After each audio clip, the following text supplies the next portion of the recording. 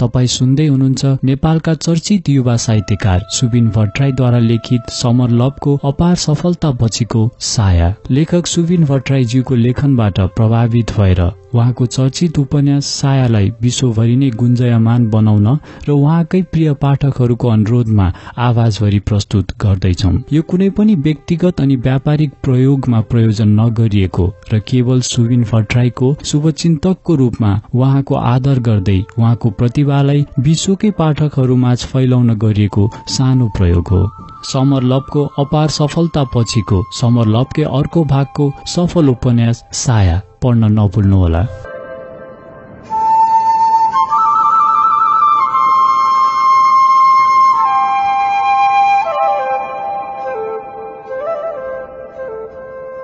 ठ्याक्कै 3 बजे बज क्याफेको रूपटपमा पुगे। पानी रोकिएको थिएन, उस्तै गतिमा परिरहेको थियो जस्तो अघिल्लो दिन परेको थियो। सिमसिम भन्दा अलिक सदन स्याहार होइन। छोटो दूरीमा हिँड्दा भिजाहाल्ने किसिमको वर्षात थिएन। रूपटपमा 2वटा टेबल रिजर्भ थिए। एउटामा 4-5 जना केटा बियर पिरहेका थिए, अर्को त्यो भन्दा धेरै हो र एउटी केटी एक्लै चुरोट पिरहेकी थिए। म ढक्क भए। सायद त्यही हो। मलाई देख्नासाथ ऊ परेबाट हाँसी। बस्नुहोस्। ठीक आफ्नो विपरीत दिशामा भएको कुर्सीमा बस्न अनुरोध गरे। म बसे। उसलाई निहाल्नमै केन्द्रित थिए। 2 वर्षदेखिको प्यास। म तृप्त हुन चाहन्थे। मलाई लागिरहेको थियो ऊ एकछिनसम्म केही नबोलोस्, एकछिनसम्म वरपर दायाँ बायाँ कसैको केही हलचल या बाधा नहोस्। म उसलाई निरन्तर निहाल्न चाहन्थे, आँखाभरि भर्न चाहन्थे। टिलपिल पोखुन्जेलसम्म छचल्कियोस् ऊ मेरो आँखामा, जसरी छचल्किन्छ कसैको आँखामा असीमित खुसीले।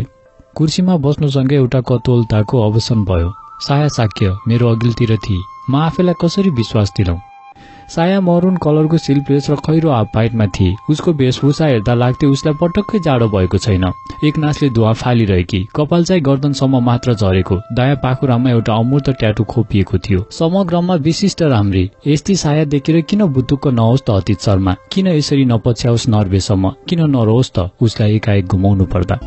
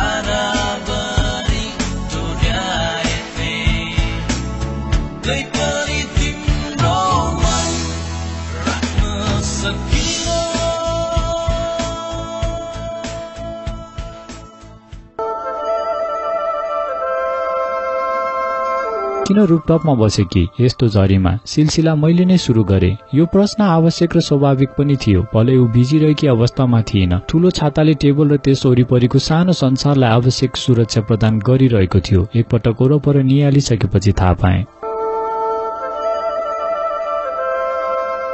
नसोधेकै भए पनि हुन्थ्यो कि सोधिसकेपछि यस्तो लाग्यो। तर उसले पनि उत्तर नदिएकै भए हुन्थ्यो। यसो हुन सकेन। दिए पनि नर्वेमा उज्यालोको मुख नै ठिकसँग कहाँ देख्न पाइन्छ र? काठमाडौँ बसुन्जेल त तितमर्नु पर्यो नि। म हाँसे, एउटा फर्मल हाँसो।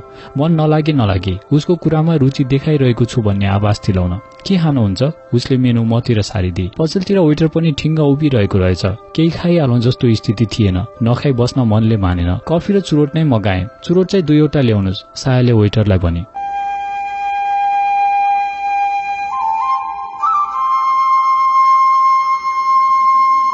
एउटै चुरोट खाउँ न, आत्मीयता बढ्छ भन्न मन लागेको थियो तर भनिन। आत्मीयता बढाउन मन थियो तर भन्न मन भएन। होइन सकिन भन्ने कुरा पनि त थिएन। मलाई कतिको खोज्नु भयो त? एकछिनसम्म विद्यमान सन्नाटालाई उसले बिथोली।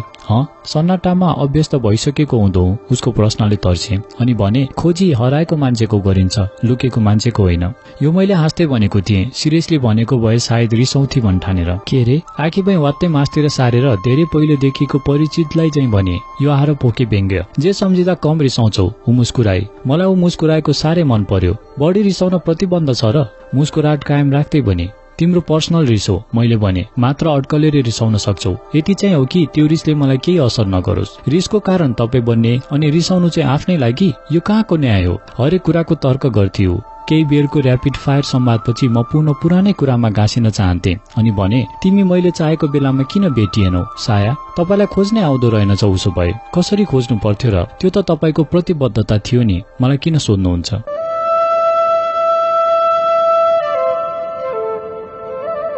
बसिरहेको मेचमा अलिकति हलचल गरेर आफ्नो बसाइ मिलाउँदै गर्ने क्रममा पनि, हेर्नुस् त, प्रतिबद्धता तपाईले गर्नुभएको थियो। आफ्नो पुस्तकमा भेटाइदिए म आफै, कति सजिलो बनाइदिए। साँच्चै मेरो फोन नम्बर कसरी पायो?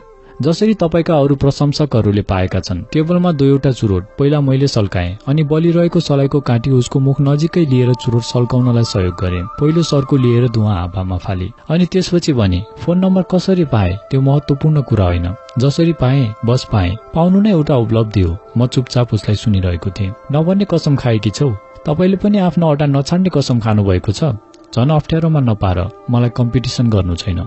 सरेन्डर गर्नु भा? सरेन्डर गरे भने भन्छौ मलाई बच्चा भन्ठान्नु भा? मैले त्यो ठानेर होइन, मैले त्यो बुझेँ। तपाईँ सोधेर थाक्नुहोस्, म जवाफ नदिएरै थाक्छु। फुङ्ग धुवा उडाउँदै भने,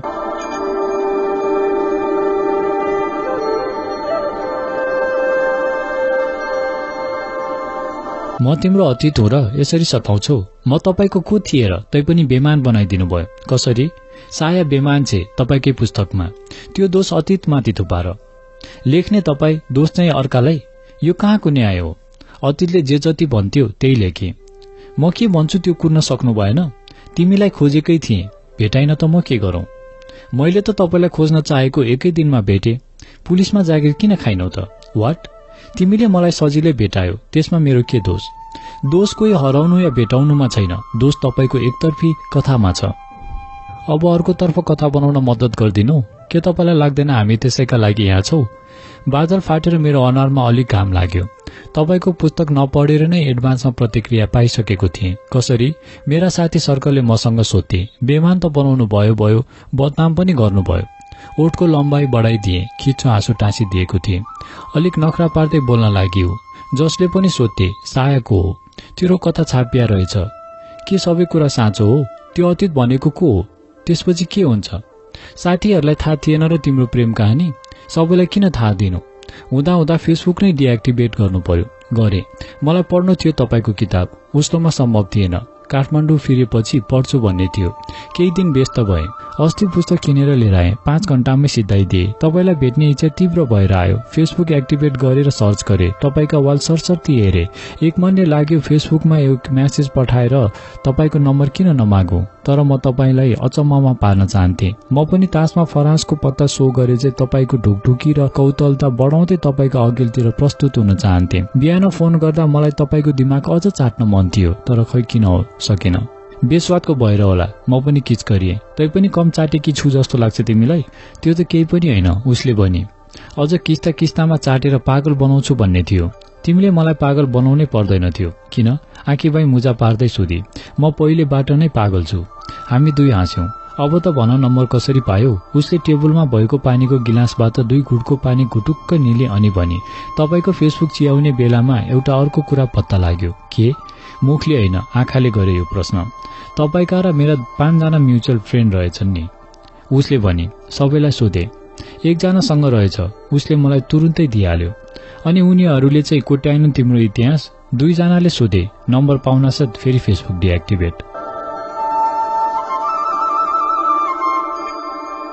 पुस्तक त पढिछौ, मैले भने, तर मलाई लाग्दैन कि म तिमीबाट पुस्तकको प्रतिक्रिया ल्याउँ।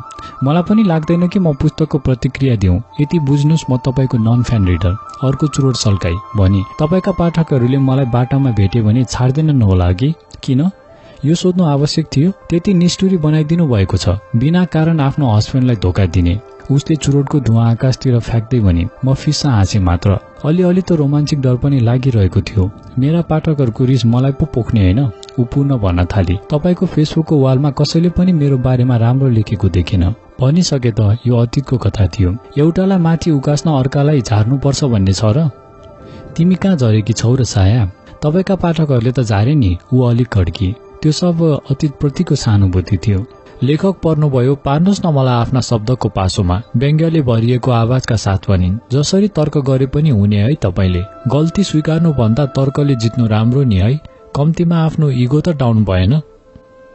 मलाई लाज लाग्यो। मेरो कुतर्क फजुलमा गए जस्तै लाग्यो। त्यसैले केही बोलिन। साया नै बोल्न लागि, जे देखिन्छ त्यो कुरा मात्र सत्य हुँदैन। तपाई अहिले यतिखेर मेरो अगाडिको भाग देखिरहनु भएको छ। त्यसको माने तपाई मेरो ढाडको भागलाई इग्नोर गर्न पाउनुहुन्छ त?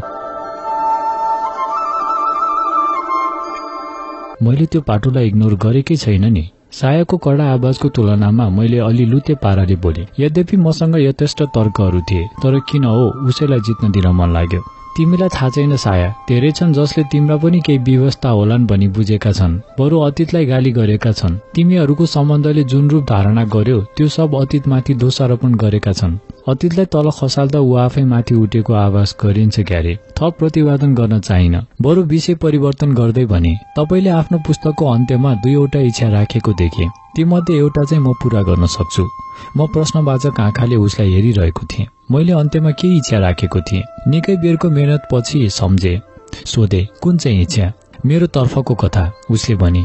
तर अफसोस, पुण्य कमाउने तपाईको इच्छा मबाट पूरा हुन सक्दैन। फेरि एकपटक प्रश्नवाचक आँखाले उसलाई निहारे। छड्के हेराइले हेर्दै भनी, त्यसको उत्तर मेरो कथामा आउला।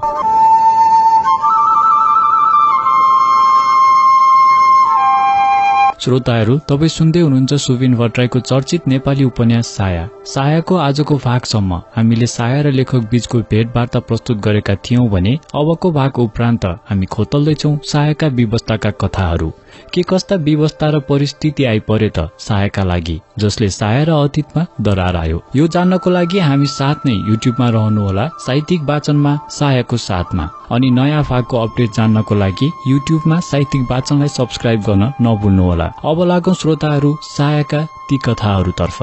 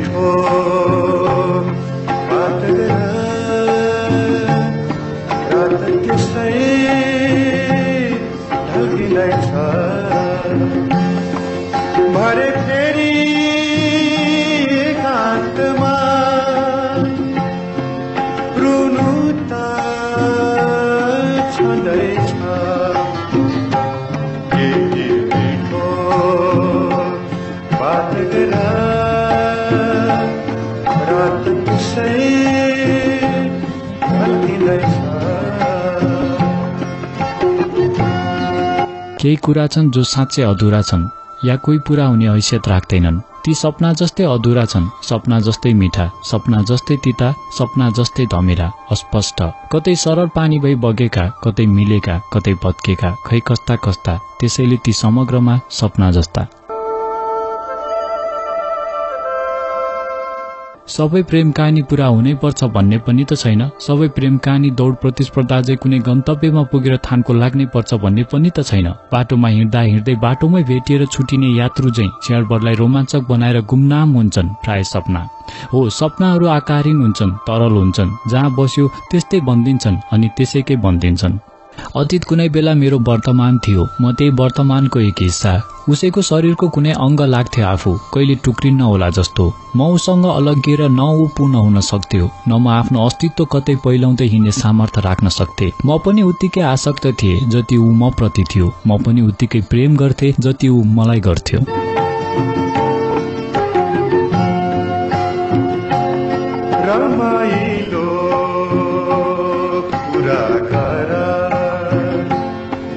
सपना को पूरा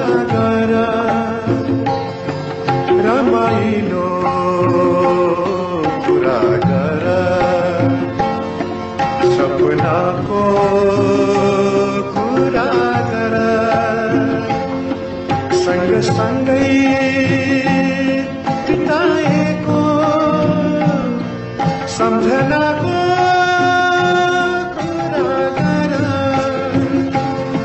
सम्झनाको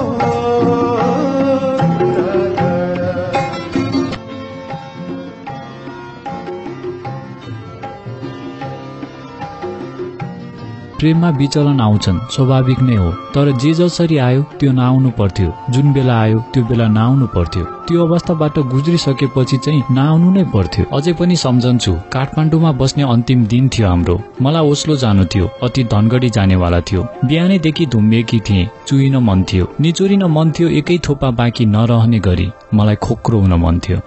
साँच्चै कति तडपाउने चिज अघि प्रेम। शरीरभरि छटपटी मात्र थियो त्यो दिन, कहीँ मिल्काउनु जस्तो त्यो छटपटीलाई काटेर फ्याँक्न पाए पनि हुन्थ्यो जस्तो। केही चिजले मन शान्त भइरहेको थिएन। प्रेम गर्न रसिलो भरिलो छाती हुनुभन्दा त खोस्टो हुनु बेस। हामी केही अर्को व्यक्तिसितको आसक्तिलाई प्रेम भन्दै सर्पलाई दूध खुवाएर पाले चाहिँ छातीभरि पाल्छौं, पछि त्यसैले डसेपछि पछुत्तो मान्छौं, शरीरभरि विष फैलन्छ, छटपटाउँछौं। कति गाह्रो प्रेम गर्नलाई सानोतिनो छातीले हुँदो रहेछ त।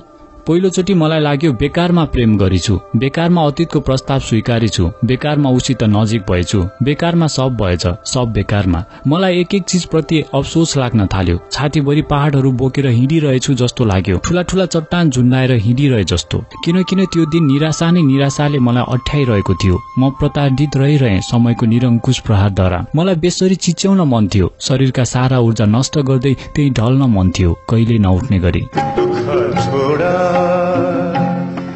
दुःखलाई त जिन्दगानी छँदैछ, भरे फेरि एकान्तमा रुनु त छँदैछ। त्यही मिठो बात गर रात त्यसै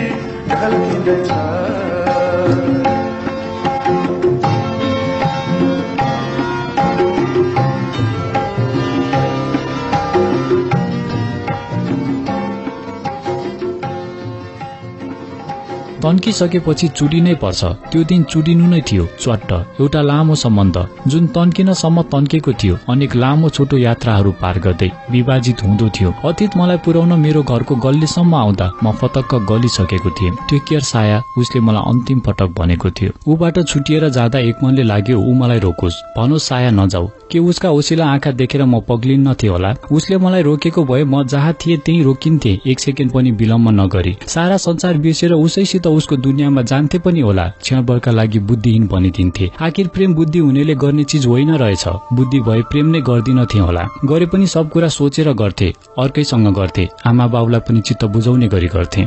TUCDS टपर साया साक्य, सबैको हाई साया। प्रेममा नराम्ररी पराजित हुँदै थिए, कमजोर हुँदै थिए। आफ्नै खिल्ली उडाउन मन लाग्यो एकपटक। सब ढोङ बकवास लाग्यो, अर्थहीन लागे सब सिस्टमहरू। मलाई कतैको टपर भएर खुसी हुनु थिएन। बस यो प्रेम भन्ने चिजबाट दुखी नभई पुग्थ्यो। त्यो तडपाईबाट मुक्ति मिले पुग्थ्यो, अरू केही चाहिन्न मलाई।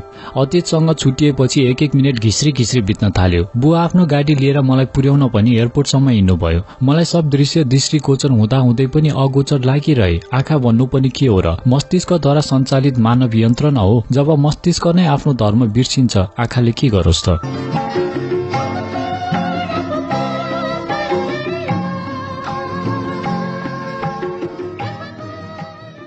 प्लेन बोर्ड गर्ने बेला भयो। जति जति म प्लेन तर्फ बढ्दै थिएँ, उति उति मेरो पाइला गह्रो हुन थाले। कसैले पछिल्लोतिरबाट डोरी लगाएर ताने जस्तै भइरह्यो। मलाई लाग्यो बरु कसैले तानिदिए हुन्थ्यो। लाग्थ्यो प्लेन क्यान्सिल होस् वा तत्काल केही अनिष्ट होस्, जसले गर्दा त्यस दिन त्यही रोकिन परोस्। तर त्यो केही भएन। कुनै चिजले आफ्नो धर्म विपरीत केही गरेन। सब थोक आफ्नै गतिले बढ्यो, सामान्य पाराले अगाडि बढ्यो। म रोके पनि के अतीत रोकिन्थ्यो र?